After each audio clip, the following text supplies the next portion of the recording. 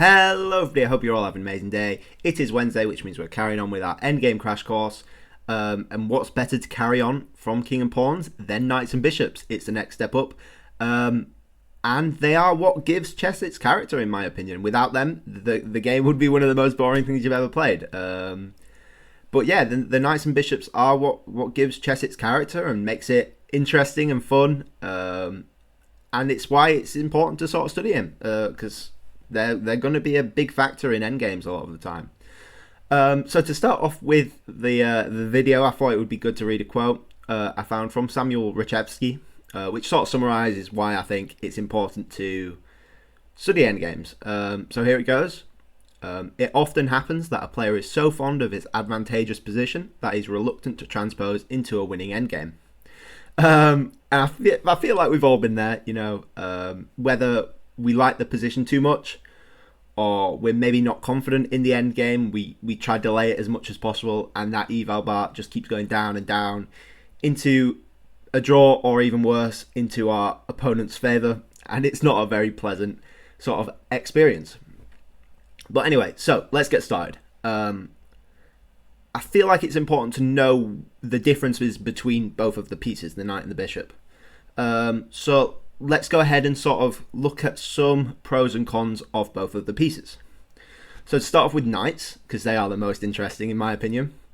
Knights do forks, basically. That's what they do. That's their whole sort of purpose. Tactical purpose anyway. They serve a more interesting positional purpose. But 99% of their tactics are going to be with forks. And they're sort of like, yes, queens can technically do forks, and so can bishops. Knights are where 99% of your forks are going to be coming from. But other than that, in the endgame especially, knights are good when they're playing only on one side of the board, rather than playing on both sides, where they're going to be sort of slow to move about to the other side. Knights are very good at quickly maneuvering between the pieces, which makes them really strong when everything's on one side of the board. On top of this, knights can hit both coloured squares, which bishops definitely can't, which makes them so much more flexible. And again, it helps them with their weaving between all the pieces. And what the being able to hit both coloured squares does for them as well, it makes them really strong against pawn chains. So if a pawn pushes, then it can hit the pawn again once it's been pushed. And if you've got a long pawn chain, it can hit both the pawn right at the back and the next pawn up as well. So if the anchor pawn at the back moves, then it's going to hit the next one that is just stopped defending, which makes it really strong against pawn chains if you can maneuver round to the back of them. Onto the cons though. Knights are quite heavily impacted by tempo, which means if they move, they're not attacking the same thing anymore. And that's something you really have to be careful of when you're calculating your lines. Can your opponent throw in an intermezzo that makes your whole calculation go off the rails, because your knight is forced to move then. And it's really tricky if you're trying to avoid like a stalemate, where you could maybe shuffle with a bishop. You can't do that with a knight. And the next sort of con about the knight is they can't really do that much at the same time. They can only hit 8 squares maximum. And yeah, they can be quite flexible with how they hit those squares. They're not covering that much area, really. The next one is, we've said this before, but they're slow at getting across the board. Like if you're racing a pawn, maybe a knight can't make that, while a bishop could just like sniper right. That's why they call it a sniper, because it's such long range. But the knights can't do that. They are quite a slow piece. And then you might have heard this one before. Knights on the rim are grim. You might have heard knights on the rim are dim, but I prefer grim because I like that word. But yeah, they're impacted by the edge of the board. Like their range can go from 8 squares to 2 squares if they're in the corner, or 8 squares to 4 squares. So yes, they're strong on one side of the board, but if they get too close to the edge of that board, suddenly they're not doing much at all, and it can be hard to sort of free them up after that. But the bishop, let's have a look at that. So you'll find that the knight and the bishop are quite sort of opposite, where one's bad, the other's good, and where one's good, the other's bad. So bishops can cover both sides of the board easily. It can cover this X shape, and it can move really quick from one side to the other, which makes them super flexible when they're defending on both sides. So if you have a bishop versus a knight, maybe you want to try keep pawns on both sides of the board, which will benefit you in the long run. Bishops are not particularly affected by tempo. Now, there is some nuance in that, depending on the situation, but generally they can shuffle and still sort of hit the same sort of area and same pieces and same squares.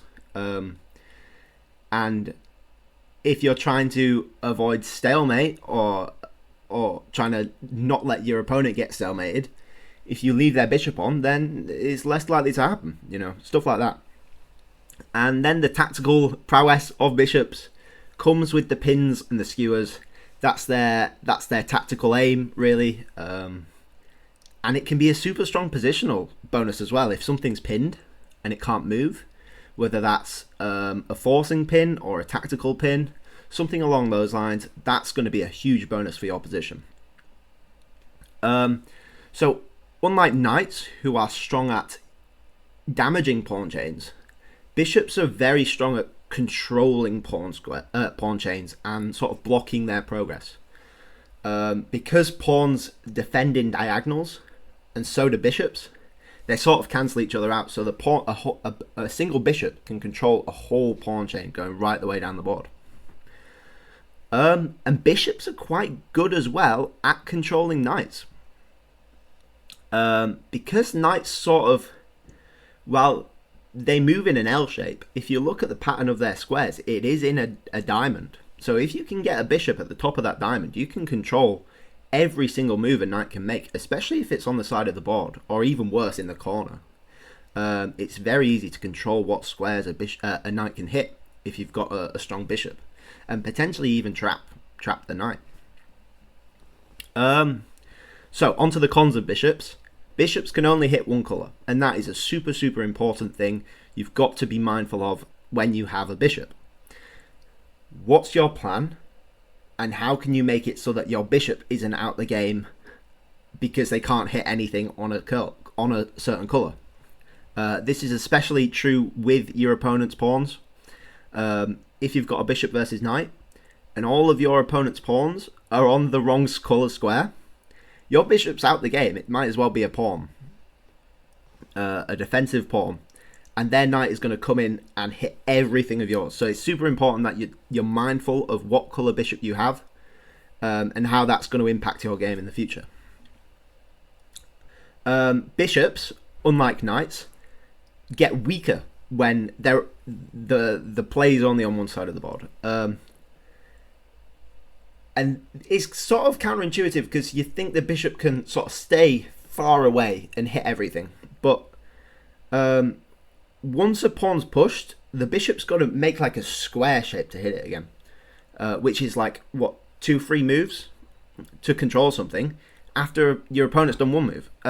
Which makes it super weak. Not maybe weak, but not as strong if everything's sort of on one side of the board. And the last big thing about bishops is that they can actually get trapped quite easily from pawns. Especially if, like I said, play's all on one side of the board. If the bishop doesn't have time to make this maneuver to get it free, then these pawns are coming very fast. And against a pawn chain, there's not much a bishop can really do if it gets rolling. So you've got to be really mindful of not getting your bishop trapped, especially. You'll know maybe from the opening, if you're like a beginner, that you try to pin a knight against the queen and the h6, and you keep moving back, and your bishop's getting trapped straight out of the opening. But anyway, yeah. So those are the sort of general pros and cons of both of the pieces. And it's super important to just be mindful of these, especially maybe in the middle game as well. Be mindful of what's likely to be traded off and what you're likely to be left with, so that way you can start planning your middle game to best benefit your endgame, which is what the whole purpose of sort of positional play sort of is, really. But yeah, Onto the first little end game. So the first end game we're going to be looking at today is going to be a knight versus pawn. Now this is a really interesting one because the knight or the bishop on its own can't actually checkmate the king, so there needs to be some other material on the board, which means that black isn't actually trying to checkmate the white king here. Their goal is to try trade this knight off for this passed pawn. So how do they go about doing that? And you see now the king's attacking the knight. And like we discussed, knights are heavily influenced by tempo, which means if we go back, we're not going to be hitting this promotion square anymore. So we actually have to stay covering that. And now the king can go to e7. So it's covering this promotion square again, and it's hitting our knight. So where's our knight going? Now, the knight can actually go to b7 or c6, but for the purpose of the exercise, we'll say b7. And what's this king going to do? They need to stay controlling this promotion square, and if they try go back, well, we've got this fork now, so that's not going to work. So they're going to go forward, and now we can actually go back to d6. And again, we're checking the king, so they can't ever promote. And if they go there, well, we've just repeated the position. So they're going to try going front now. And now we can actually choose which side we want to go to. We can go to the F side or the B side. So let's say the F side. And then we've got this exact same position, but with the other side. So if they decide to come closer now, then we actually have this really cheeky move. Knight to E5. So A, we're hitting this pawn. And B, if they decide to promote, we have this fork here. So that's a nice little interesting tactic we can do if they decide to come after our knight. Another thing we can choose to do as well is to go to the c6 square, and we're still covering this pawn promotion, and we're hitting the king as well. So whatever happens, we can still actually go to either sort of side with this e6 and c6 square. So the pattern we're looking at here, if we move these out of the way, the knight wants to go to either of these squares. We know these four work, and then we know these as well. So there's actually a lot of squares the knight can go to in order to prevent this pawn from promoting. So if we look for this pattern other places now, and we know this one's going to be a draw, where else can we get this pattern on the board?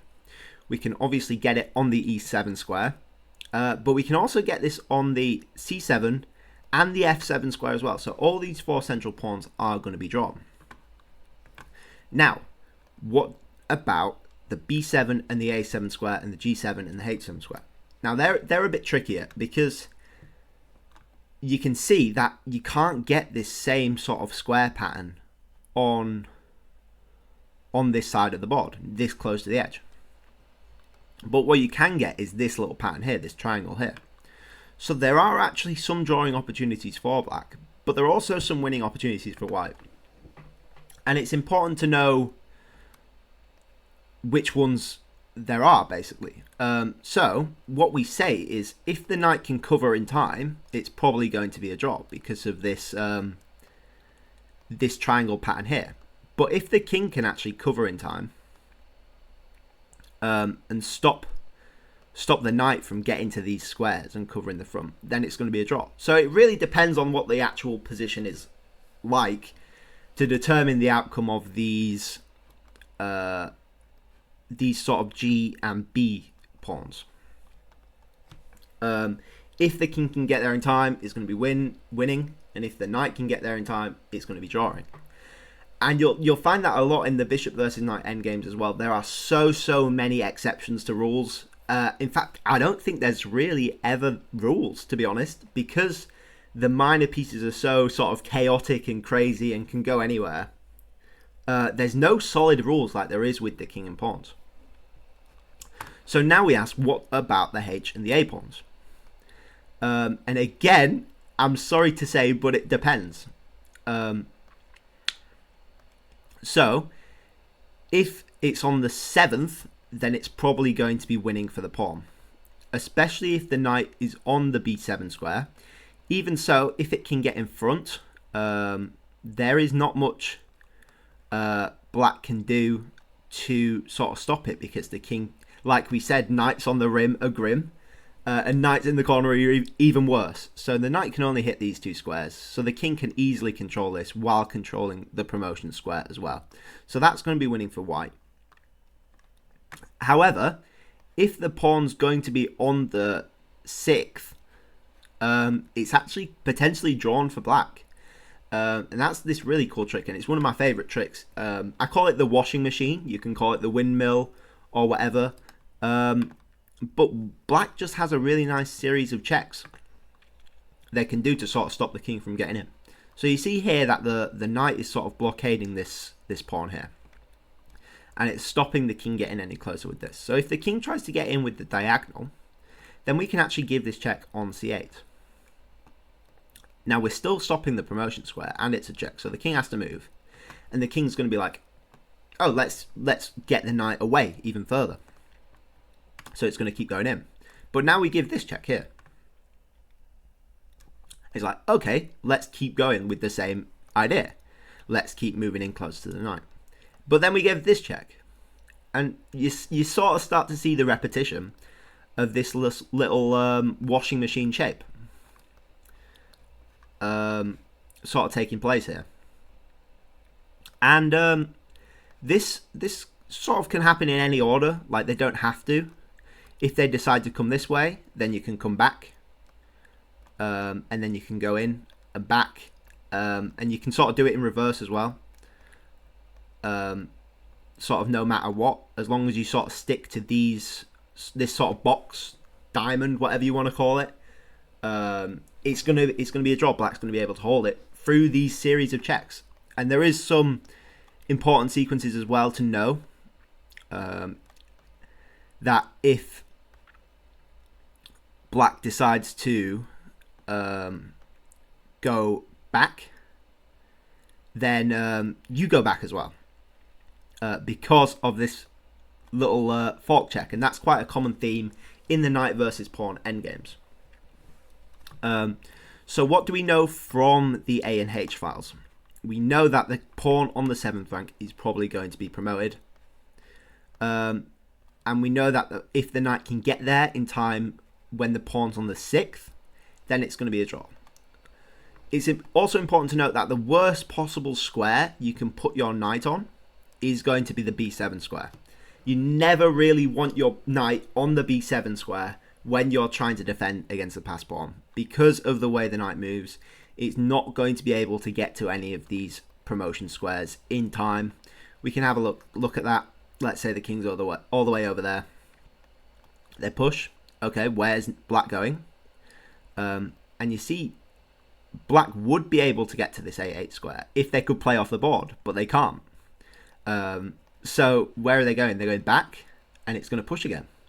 And you're just not in time to stop the promotion square. So that is the worst possible square you can put your knight on if you're trying to blockade a pass pawn. Is the b7, the b2, the g2, or the g7 square. These corner squares here. Never ever put your knight on there if you're trying to blockade a pass pawn. But that's about it for knight versus pawn promotions. So we'll summarize again. The pawn on any of the central squares should be a draw, for the defender. The pawn on the B and G file depends who gets there first. And the pawn on the rook files depend on where the pawn is, how advanced the pawn is, whether it's on the 6th or the 7th, and whether black can get there in time. There are tons more sort of edge cases, exceptions in this as well, that I urge you guys to look up yourself, but there are way too many that I can cover in one video. But that's sort of it. Knights are quite simple. Like a knight versus knight, they sort of cancel each other out. So it's really only knight versus pawns that you have to sort of worry about in endgames.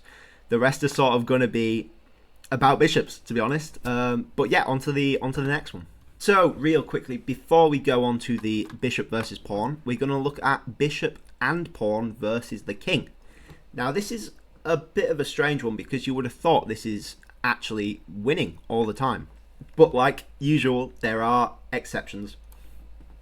So let's just have a look. So what we can actually imagine here is that we don't have the bishop. And this is just going to be a king and pawn sort of endgame. Which we know that without the bishop, this is going to be a draw. So with the bishop here, we actually just use it as a tempo farm, really. We don't have to. Yes, it's covering the pawn, but we don't need it to cover the pawn. The king's already doing that. But we can use it just as a spare tempo, basically. The king can't go there. Because we know that if you have a spare tempo in this situation, it's going to be winning rather than drawing. So that's sort of important to know. And that's because the king can go to either side. So if we're thinking like king and pawns here, then you'll know that all of these squares are going to be won for the side with the pawn. And now if you watch the king and pawn endgame video, you would know that there are exceptions with the H and the A file. And we can look at that. So basically, you would know that if we didn't have this bishop on the board, this is going to be drawn. There's nothing white can do to actually kick the king away from the pawn, which is a really cool, interesting tactic. But does the bishop make a difference with that? And the answer is sometimes, which is going to be a common theme throughout the video. Sometimes it works, sometimes it doesn't. And the thing to look out for actually is what colour square is the promotion square. So we'll see here that the bishop's on a light square and the promotion square is a dark square. So I'm telling you this, that it's going to be a draw because the bishop actually causes more problems than it's worth. You still can't kick the king out of the corner. And we can play this through. And it's still going to be a stalemate. And if you try to check, then all of a sudden you actually have more stalemating chances because the bishop's covering this g8 square as well. So the king can move up. If I stop clicking on the wrong things, the king can move up, and then it moves back, and then that's a stalemate, and then that's a stalemate. So if the bishop's on the wrong coloured square, then it's going to be drawn. So now let's see if the bishop's on the right coloured square. And straight away, you can see that the bishop's kicking the king out of the corner, which is our big problem, really. So let's say the bishop's not doing that right now, and we can play it out. The king's going to keep shuffling these two squares. And yeah, we can get to this point, and the king's coming there. And actually, the bishop can completely block out the king from this corner. Now the king has to go away, and we're free to promote the pawn. So, summarizing one more time, all of these squares from the B to the G should be winning if you've got a pawn and a bishop. If it's on the A or the H files, it should be winning if your bishop matches the promotion square of the pawn, and if it doesn't, then it's going to be a draw. So that's a nice little trick, just to sort of, like if you've got a choice of what bishop to trade off, it'll help you make sure you take the right one, basically, and avoid a sort of cheap draw, basically. But yeah, on to the next one. So now that we've covered that, we can have a look at bishops versus pawns. And now this first one's super easy. I hope you should all be able to see that this is just completely drawing. Because we said at the start, bishops aren't affected by tempo. Unlike the knight, which is forced to move to stop the promotion square, the bishop doesn't have to. And like we said, the exact same as the knight versus pawn, the bishop's just wanting to swap itself off for the pawn. So no matter what sort of black does, the bishop can stay on this diagonal and keep shuffling. And the king doesn't even have to be in the game, because as soon as black pushes the pawn onto this square, we're just going to take it straight away, and there's nothing they can do about it. So that's really simple, and that works for all files on the board. But Yeah, basically. And this works in the extremes as well. The bishop can blockade a whole pawn chain because as soon as any of them move onto the next, the bishop's going to take it. So we can play this through.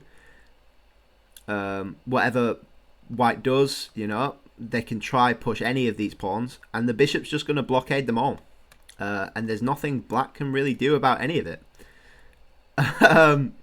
So the bishop's super good at controlling past pawns, and I said this at the start, that because pawns defend on diagonals and bishops attack on diagonals, bishops are super, super good at controlling pawn chains. So how do you actually beat this?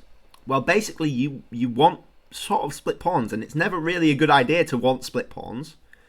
But in this scenario, it works. And the whole reason it works is because you can actually sacrifice one of the pawns to sort of distract the bishop off the diagonal. So in this scenario, white can push either of the pawns. Let's say you push f7. Now the bishop has to take it, otherwise it's going to promote.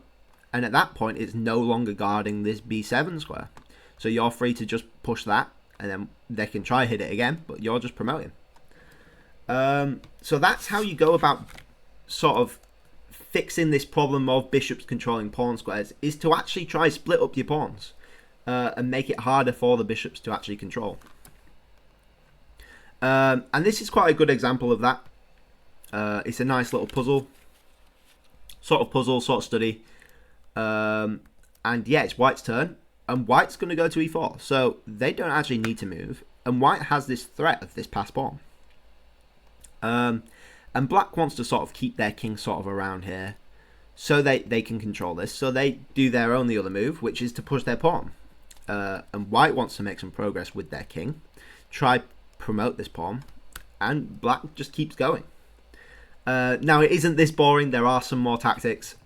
If white continues to push their pawn, black has this really nice idea of actually coming to the side with king e6.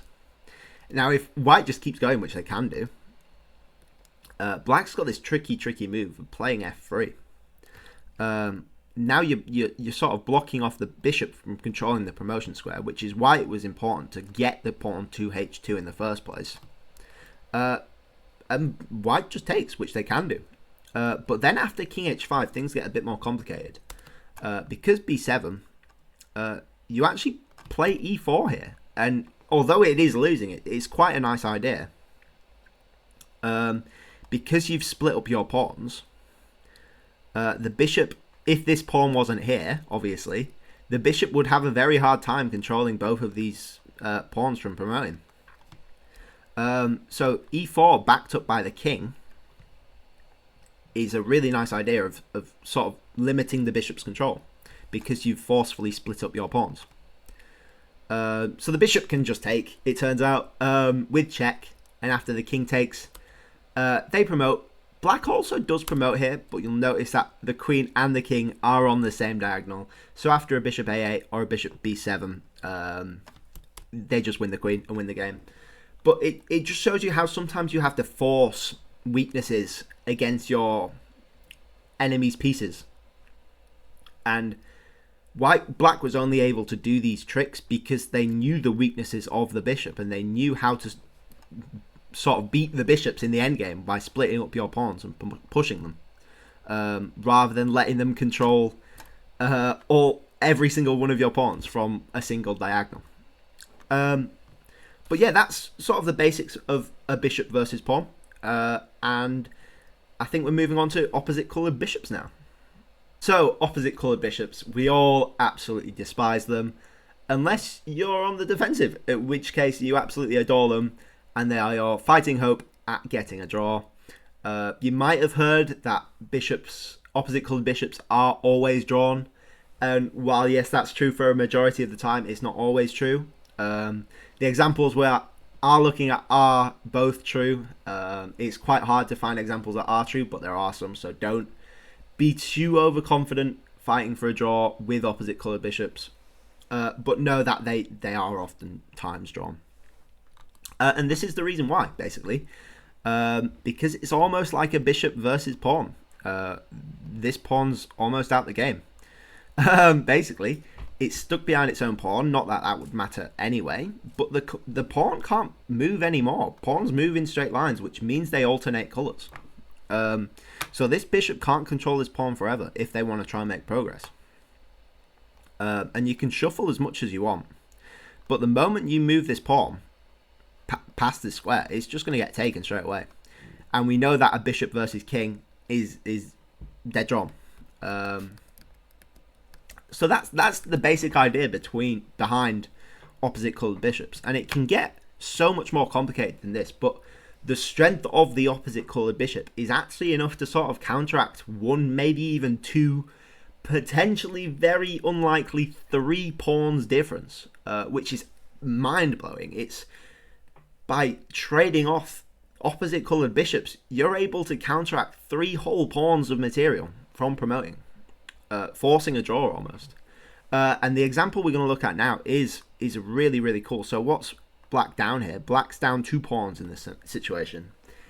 And believe it or not, white's down 2 pawns. Believe it or not, white's actually drawn here. The computer will say there's a very slight advantage. It's 0.3 for black, but that means drawn. And it's crazy how the bishop can control these squares.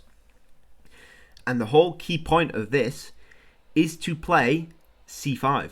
And you're sacrificing another pawn in order to force the draw, which is absolutely mind-blowing. This comes from Dvoretsky's Endgame manual. If you haven't read that, I would recommend it. It's a very, very hard book to go through and study from, especially if you're a beginner intermediate player like me. It's a very hard book to learn from because the examples are so amazingly complicated.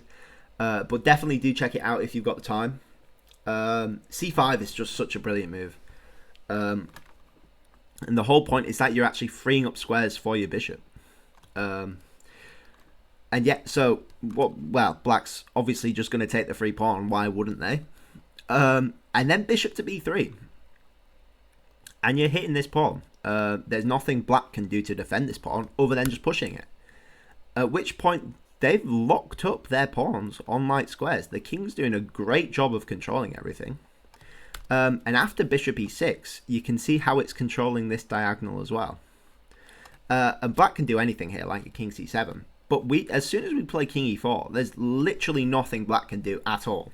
There's no checks they can give. Our king's on a light square, our pawn's on a light square, and our bishop's obviously on a light square as well. So potentially they had an f5 idea, but thanks to the proximity of the king and the bishop, that's just never going to happen. And you can shuffle this as much as you want. You can sit there all day against a level 0 stockfish, and this will be a draw. There's nothing that anyone can do. And it all comes from this c5 idea. So white knew what they were doing, and they knew that the bishop could hold up to 3 pawns worth of material into a draw. And they went for it because they knew their endgames. They had their position and they knew their goal, and they were successfully able to transfer into that drawing position. And it's amazing, to be honest. I am mind blown that a bishop can be this strong against 3 pawns, because we know minor pieces are worth 3 pawns as well. This is the equivalent of being down a whole piece, and it's being held by a single bishop, which is mind blowing to me.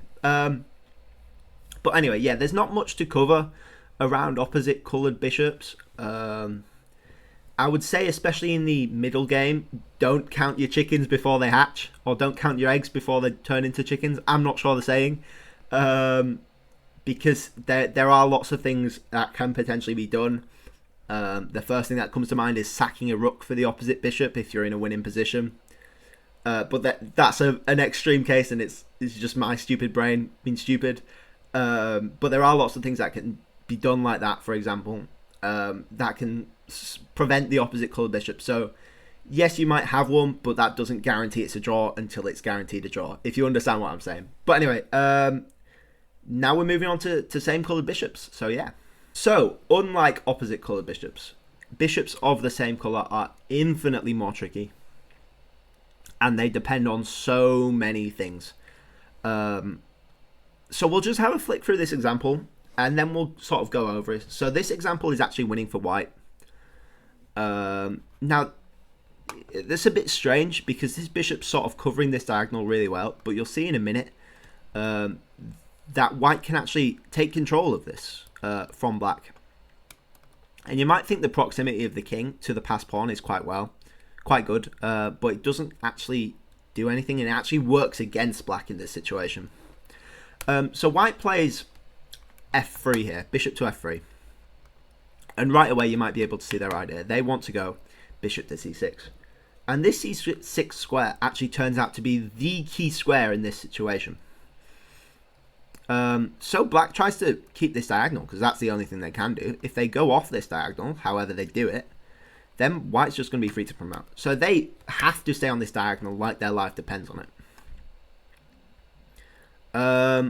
So if they go back to bishop a4, then we see bishop c6, and that's the whole idea behind it. You've blocked off their bishop from controlling the d7 square. And yeah, basically. They can try king to e8, but again, now it comes with check, and you have to be quite careful with this as white to make sure that it doesn't end in a draw with the king and pawns. But in this situation, it's fine, and black ends up promoting. But the main move here is bishop to e8, and that's stopping them being blocked off by these two squares, while still controlling the d7 square. But it doesn't change white's plan at all. They still go to bishop c6, and you can see now there's no shuffling moves for black. They can't do anything. If they take, it's just going to be the same situation.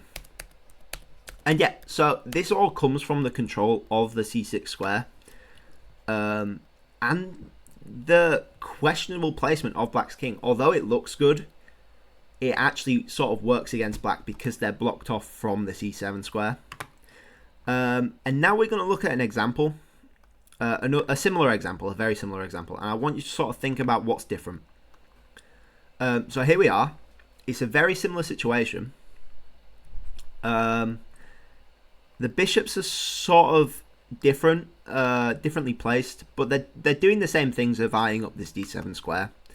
But the main difference you'll see is this king's now on c5. And what is the significance of the king coming to c5? You'll see that it's also contesting this c6 square, which we said was the key square in that situation. So we can play this out now and see how different it is. The bishop wants to go to d7 just to contest this diagonal now from the black bishop. But you can see by going to d7 as well, it's blockaded their own pawn, basically. They can't push that anymore. So black actually has a spare move here they can use to go to g2. And that's eyeing up the c6 square, which we already established is the key square in this position. Now, black here can go to c8, at which point we go to c6, like we said. And again, we're contesting this d7 square. And black has a few tricks here. If they go back, we can just sort of repeat the position. And there's also this sort of bishop to e8 trick, at which point we just go back again, and then we sort of repeat this position a bit. But if they try this trick, where they go bishop to b7, it's really quite cool. But then we're just happy going back to a4, and we've sort of claimed this diagonal now, and it's going to be very hard for white to take that back. The only way really is to go back, at which point we go back, and then once more we've repeated this position. So this actually ends up being a draw. And the cool thing about this to me is that the king is actually behind the pawn, but it's doing way, way more than in this one, where the king was in front of the pawn. Which I think is a super cool sort of observation to make. How having an active king doesn't mean having a king in a nice looking position. It means the king actually has to be doing something. Which in this case is controlling the c6 square. I can't stress that enough. The c6 square is the important square in this position. So this isn't a coverall of same coloured bishop endgames because they're so ridiculously complicated. It would take years to cover everything, and I don't have the expertise or the time to do that, and I don't think you guys want to watch a 5 year long video of me waffling on to you guys. But it's just a nice little one-off example of same coloured bishops and how they sort of interact in the endgame. And I do encourage you guys to go research this for yourself. There's tons of YouTube videos, tons of books, tons of chessable courses, all that good stuff. Yeah, and I hope it's just sort of inspired you guys to think about minor pieces in a sort of more detailed way, and sort of think about what the pieces want out of the game, basically. Like, if the pieces had feelings, what do they want from the game, and where do they want to go, and what are the key squares that they need to control. But anyway, yeah, I hope you all enjoyed this. I hope it wasn't too sort of lectury. I know these sort of minor pieces endgames can be a bit sort of this is this, rather than actually learning stuff. But it is super important to it's super important to know. But yeah, I hope you enjoyed. Thank you all for watching. Please like if you liked. Please subscribe if you really liked. And I'll catch you guys all tomorrow. Bye bye.